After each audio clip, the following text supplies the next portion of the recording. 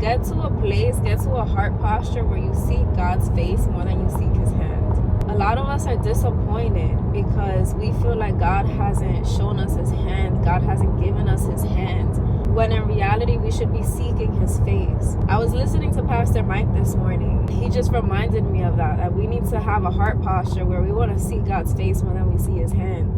Because if we seek his hand more than his face, we see him as a transactional God, and he's not a transactional God. He wants relationship with us. And that's when we give space for the enemy to come in, because if the enemy can see that we only want transactions from God, the enemy can make it seem like it's a blessing, but it's actually a trap. By allowing the enemy to give us something that can be seen as a blessing because, let's say, it's more money or it looks better, it's packaged prettier.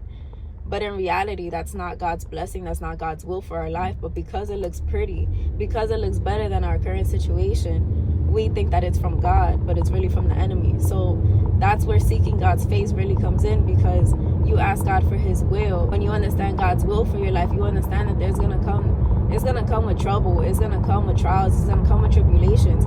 But you feel God's peace all over it. You always have an understanding that his will is perfect for your life.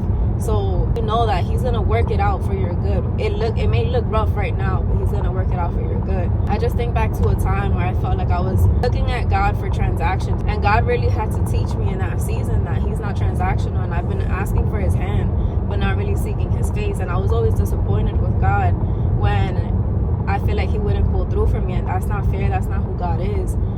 So he really had me in a season where I had to seek his face more than his hand. And I feel like now I'm in a position where like I'm truly seeking God's face. If God's blessing isn't on it, I don't want it at all. I don't care how pretty it looks. I don't care how much money. I don't care how much opportunity that door has. If I don't feel God's presence there, I'm not going.